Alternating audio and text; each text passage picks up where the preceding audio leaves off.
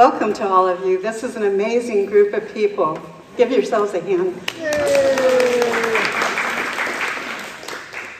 We have people here today that normally aren't here, and I wanted to introduce a few of them. One is Todd Strait from Texas.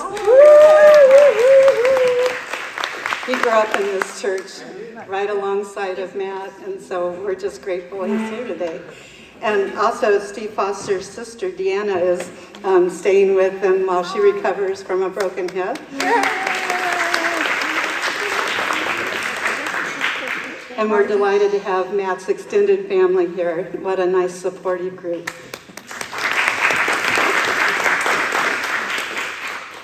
And we're happy all of you are here. I don't want to leave anyone out. This is our 6th and final Lenten breakfast for this year, and they have all been really outstanding. We've been so blessed by everyone who's come and who has spoken. So thank you to all of you. Matt Lance. Matt was born and raised in Manteca. He started attending St. Paul's when he was 5 years old.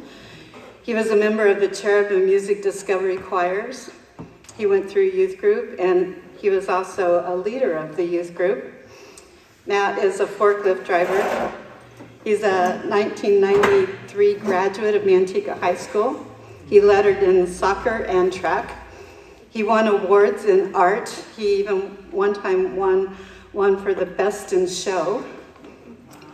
Matt is an uncle to many nephews and a couple nieces, and his nickname is Funkle because he's the fun uncle. So please welcome Matt Lance.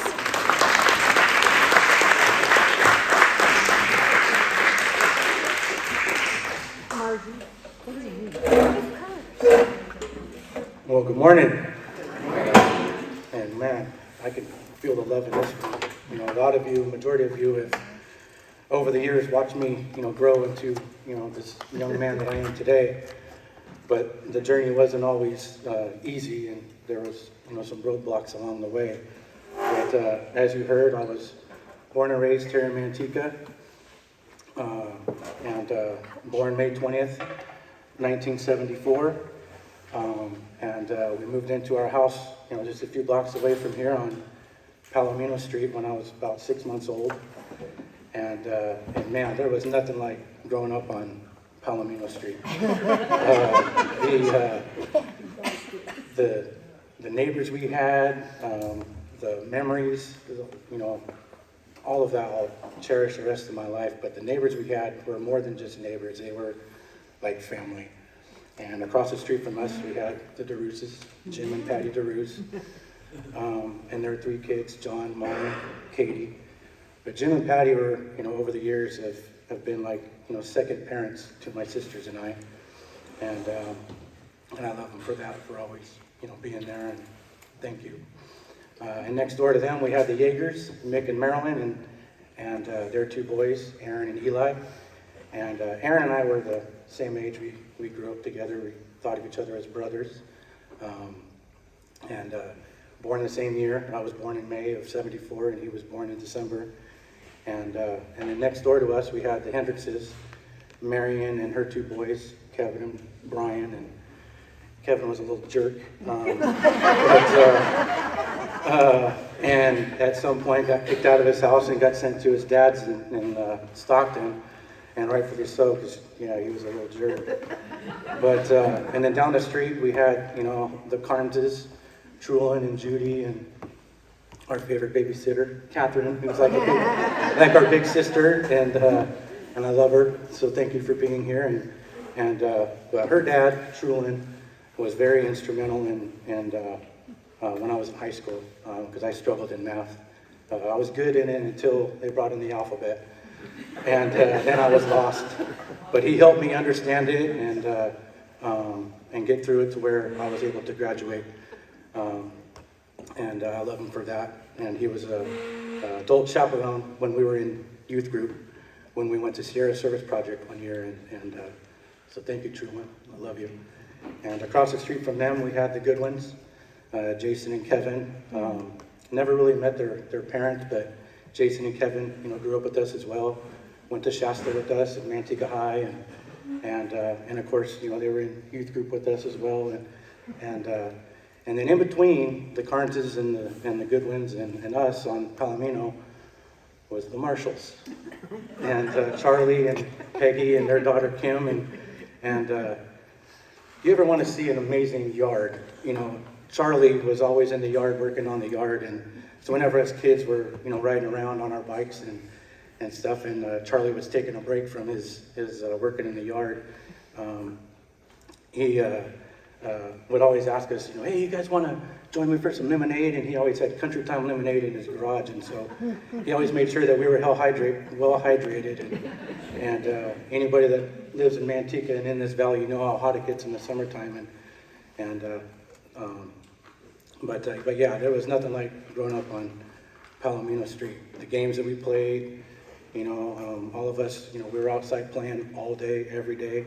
It didn't matter, what time of the year it was. We played all the sports, sometimes even in the rain. But those were some fun times, and we all had, such wonderful imagination because we were outside playing, creating our own games and stuff, and just having fun being kids. So yeah, those were some fun times, and everything was good until, one day we wake up one morning and find out that my mom and dad are going to separate. And I remember waking up in the morning one morning, and we hear, Matt, Blythe, Chris, have a seat on the couch. Your mom and I have something we want to tell you, and we've decided that we're going to separate, and Dad's going to move out. And it's nothing that you kids did. It was a decision that your mom and I made. But we've decided that for the time being, Dad's going to move out, and we're going to try to work this out. And well, Dad never moved back, and at some point they ended up getting a divorce. And but he moved out. I believe I was about 10 and a half, and so from 10 and a half to about 14, there was so much that happened in that time that got me to fall off course. And there was just so much that happened, and some bad habits that I developed that took me years to course correct. But it all started with the separation and divorce, and I took that pretty hard. Now I'm the only boy in the house. Even the dog was a female.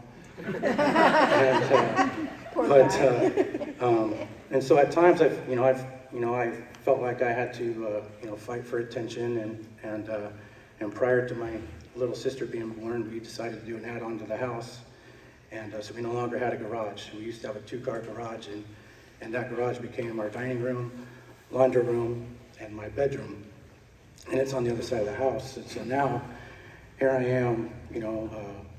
There were times where I felt alone and isolated, because I'm fighting for attention and getting grounded and sent to my room a lot. And so during these years, it all, like I said, it all started with the separation and divorce. We had some loss in the family. Our Uncle Dave on my mom's side, and then at some point, our dad's dad, we called him Big Papa. He passed away, and that was pretty hard too. And then my best friend, Aaron Yeager, after our 6th grade year, their dad, who worked at East Union, took a job in Colorado, and so during that summer they moved away, and so that was pretty hard because we were like brothers, and we had dreams and aspirations of going to high school together. Even though his dad worked at East Union, we were going to go to Manteca High.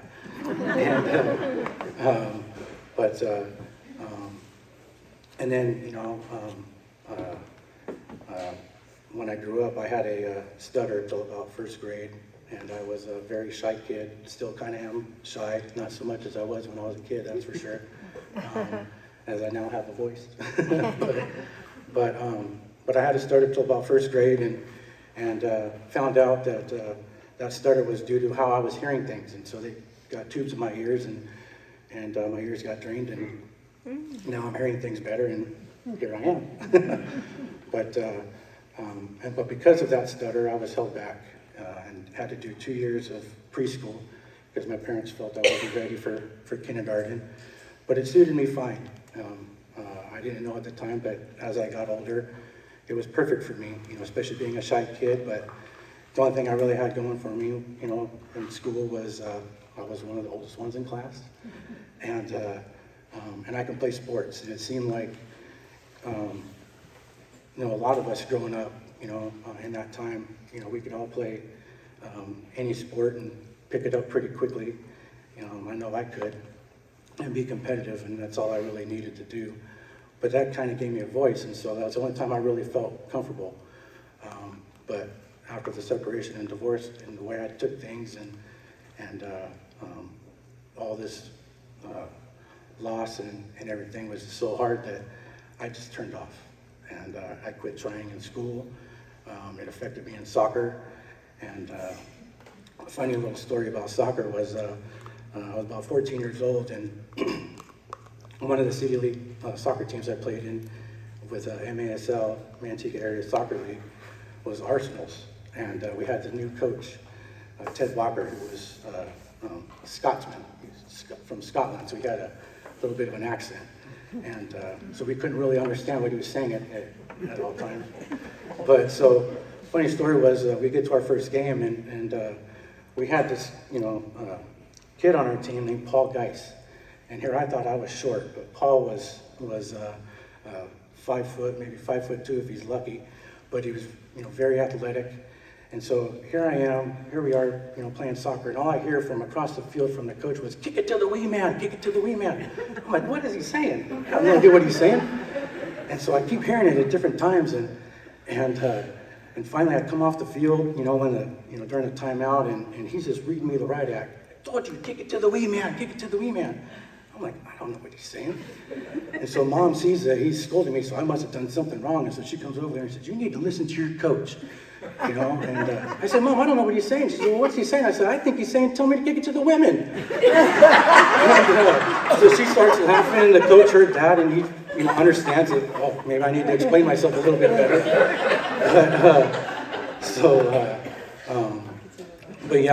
But during this time, from 10 to 14 and all through high school, it was very dark, and especially in my room, being grounded. And, even when the light was on, it was dark. And, I had just a tough time during that time. Because I was shy, I would get picked on sometimes at school, and even bullied. And the bullying came when, another thing that was so hard during this time was eventually seeing my parents, dating other people. And that was hard, because I always wanted my parents to get back together, just as any kid does that goes through something like that, But, and I didn't understand the whole dynamic of that. But how I reacted to it, was not true, and was, detrimental to who I was at that time and stuff. And had some anger and some hate, because no matter where I went, I'm getting in trouble at home, getting picked on at school. I couldn't get, I had nowhere to go, it seemed, and everything was just affecting me, in everything. Even soccer, something that I loved, was no longer a joy. And I didn't, and I played it from 9 till about 19 when I graduated high school. And there were some years where I did soccer all year round, did City League soccer, City League All-Stars, and there was even one year I did, high comp, and played on the competitive soccer team. And I would have continued in it, but again, there was so much that happened, and I just completely turned off. And some of those bad habits that I developed was I started lying, and then Kevin, our next door neighbor, when I was about 12 years old, introduced me to pornography. And so that sent me through a whole world. And so all of that combined, all the loss and everything, and being immature in the mind and not understanding what was going on, was hard. And, and I just, didn't know what to do. There were times, I'd go to sleep at night and was afraid to go to sleep, because some of the dreams I was having were bad. And some of those dreams, it was, I was no longer here, and that scared the crap out of me. And as we got older, as you heard, we started coming here when I was 5, and so after the separation and divorce, we started coming here a lot. And Mom, as you all know, was very involved here, and because of that, she had a key to the gym. And this was before we had a closed campus. And so one of the things that, helped save me and was a safe place for me was here. And so it's fitting that here I am, standing in the very place that saved me, was this gym.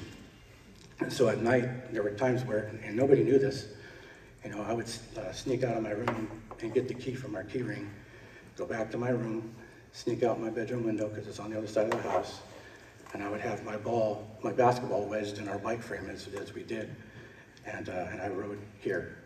And there were times, and this was in the middle of the night, and so sometimes I'd come in here and shoot baskets, and sometimes I'd just come in here and cry, because I didn't know, I had nowhere to go. I felt, lost. I was just like, why is this happening to me? And I just don't want this anymore. Take it away from me, whatever that means. But it was in here that saved me. And one night, I'm shooting baskets, and I'm over here by the nook over there, that's got the door. And I shot a, three-pointer, and it bounced off the back of the rim, and it rolls towards these doors right here. And the doors opened up, and I'm like, oh, shoot. And I see this person grab the ball and come walking in. Well, that was Pastor Phil Hall. Aww. And the moment our eyes connected, I lost it. I lost it. I just started crying. And he says, are you okay? And I said, no. I says, I have, I honestly don't know why I'm here. I have nowhere else to go. I'm getting in trouble at home. It's affecting me at school. I'm getting bullied. I'm getting picked on. And I just, I don't know what to do. I'm afraid to go home and sleep because I'm having some bad dreams. And they're scaring me. And so he, gave me a hug, told me I was going to be okay. But he says, come here real quick. So we walked out into the parking lot. And he says, look around. What do you see? And I said, houses. And he says, right. He says, what's in those houses? I said, people. And he says, exactly. He says, those people are going to hear noise. They don't know that you're in here shooting baskets, but they're going to call the cops. And so I'll make a deal with you. I'm not going to tell your mom that you were here, but the deal is, if you ever need to come here, just let me know. And I can either come pick you up, or we can, let your mom know and she can drop you off. And while you're in here shooting baskets, I'll work on my sermon. But if I ever find out that you came here and you didn't tell me, well, now I got to tell your mom. He says, do we have a deal? And I says, yeah. And then we came back in here, and I found out that we had a similar story. He was telling me, he goes, I understand what it's like, at times to feel isolated and alone and abandoned and unloved. And it was nothing that anybody in my life was doing intentionally or so, but this was just how I, at the time, was interpreting things. And it was hard, and I was lost, big time. And he told me that when he was going to college, and going to seminary, that nobody in his family prior to this was, ever went to church, and so they didn't like that he was, going to seminary, and so that's where, he felt even abandoned in his family and isolated, and so it was similar. So now, and during this time, my parents had multiple times tried to send me to counseling, and nothing worked. I never trusted the people that, that I'm sitting in front of. But Phil Hall was the only one that was able to get everything out of me. And he saved my life, as well as all of you in this church, loving me all these years. And there's many of you. There's a few I want to, mention. Jay and Jeannie, Kirk and Lisa Brown, Jim and Jan Brown, Roy and Betty Jo Larson, Kit and Susan Ovis. I mean, the list goes on and on. There's a lot of you. Raymond and Sue Charisma, Claire and Elsie Wiest. And funny story about them was during this time, my mom, was obviously probably talking to Claire during coffee hour, and any of us that any of you know, that's where the walnut harvest was. And so my first job was working for them. And I'll never forget, we're sitting outside their pool, and my first day I'm going to start working for him, and I'm so nervous. And he looks at me, and I'll never forget it, and he says, so Matt, do you know the difference between a weed and a plant? And I'm like, probably redder than I am right now. And I says, yeah. And he says, well, good. Then I don't have to worry about you taking out half my watermelon patch like the kid that was working for me before you. And I'm like, oh, no pressure, thinking that in my head. And But, working with them was great. They were like, grandparents to me. And during this time I was working for them was Elsie and Claire would come here, while they were putting me to work on their ranch. They would come here and they were starting the biblical garden. And so I helped them bring some of those things over here, and then watched them get it ready. But for the most part, I'm taking care of all that stuff that we were doing at the Walnut Harvest, getting everything set up and stuff. But it was this church that really saved my life, and mainly this gym and basketball. And I have Jim DeRoos to thank for this love of basketball. And so even to this day, wherever I'm at, whether I'm at my sister and brother-in-law's or my sister Blythe's or anywhere, that there's a basketball hoop and there's a ball and I'm shooting baskets, because that was always something that centered me and was, that was something that I did, and that saved me as well. But this church, especially youth group, finally gave me a voice that I didn't know I had. Had some wonderful youth leaders, first of which was, let's see if I get their names right, Alan Lay and Dan Schneeberg. Then from there we had Roy and Betty Jo's son Alan and his girlfriend Michelle, Monica Monk, and Phil Hall's wife at that time, Diane, my senior year.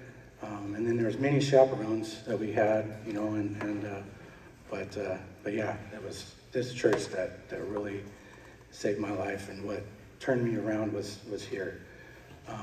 And in closing, I want to share what brought me to faith, because even though we were coming here since I was 5, I got to be honest, I didn't always believe.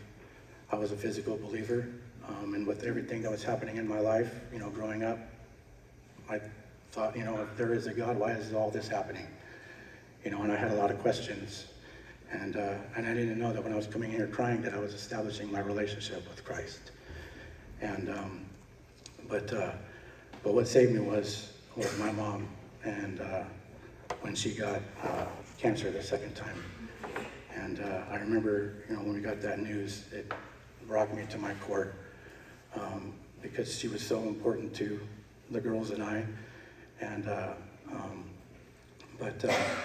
so that was hard, that we knew that eventually our mom was gonna pass away to breast cancer. And then in April of 2010, just a few months before she passed, we made the decision to take her off of chemo. And so now she's, at the mercy of the disease. And she had told the girls, as well as her sister, Debbie, who came down to help us take care of her. And here I'm, staying at home. And so, the three of us, took turns taking care of mom. It was like, Tab, you're it, so we all had a break and stuff, and then come back to take care of her. But she had said that she wanted to do one last trip around San Francisco. And so the girls found, somebody who had a party bus. And so they got a party bus, and we took mom to San Francisco. And so her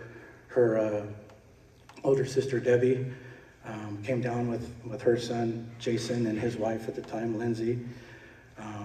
All of us, Kristen and Nathan, and I think Jacob was there. I'm not, and this was before Jevin and Jackson, but and then Blythe and Aaron and T, and Michelle, her best friend, who's like our sister as well, and Michelle's son Brandon. So we all took mom to San Francisco, and we went to all the sites, but we took a boat ride, and it was a short boat ride. We went around Alcatraz, went out to Golden Gate, and then came back because mom just didn't have the energy. So this boat ride suited her well. And I remember during the boat ride, I wheeled her to the back of the boat, and we were just looking at, all of the bay and the Golden Gate Bridge. And she says, matches, that's what she told me. And I said, yeah, mom. And she says, I know there's things that you keep deep inside that are holding you back from being, the man that I know you can be. And I want you to make a deal with me.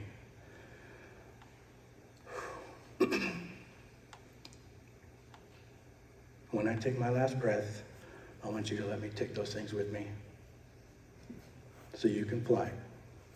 I said, okay, Mom. And she stuck out her pinky, and we pinky swear. She says, I'm serious. You let me take those things with me. I said, okay, Mom. And so a few months later, in July, she slipped into a coma. And I remember during that time, the girls and I, we would sharing stories with her and thanking her for being such a wonderful mother to us. We would play some of her favorite songs, read some of her favorite scripture. And that was tough, and I remember one day, while she was in the coma, we had her hospice bed in our living room. And she was leaning towards her right when she was laying down, and Blythe was to her right. And at some point, Blythe gets up and says, Mom, I'll be right back. I got to go get Aaron. And so now she walks around to the foot of her bed and is walking towards our front door. And it was like Mom turned as if to hear her and turned her head. And I'm like, are you serious right now? I'm like, wow. And then, we took turns, at night, each night, we had a baby monitor. At least I know I used it because my room was on the other side of the house, and I had one out there with her. And I remember Friday night, the 23rd, we had to give, for the last few months of my mom's life, we had to give her liquid morphine and every 4 hours and jot it down. Well, I remember getting up in the middle of the night, and so now it's early Saturday morning, July 24th, at about 1:30, and I gave her morphine, and I, grabbed her hand and stroked her hair and kissed her on the forehead, and she was still breathing, and I went to bed, and I set my alarm for 5:30. Well, I woke up at 5, and I don't hear her breathing on the monitor, but I don't think anything of it because, maybe she, turned away. And again, like I said, my room was on the other side of the house. So here and something was just telling me to get up, and so I got up. And I'm walking out of my bedroom, which is on the other side of the house, and I'm trying to wake up and so I can do this. And it seems like there was a light on in that room. And I'm like, did I leave a light on?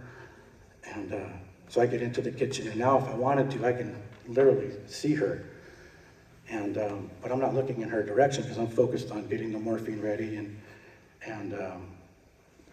I jot it down. And the moment I pick it up and walk towards her, black. But I don't, pick this up.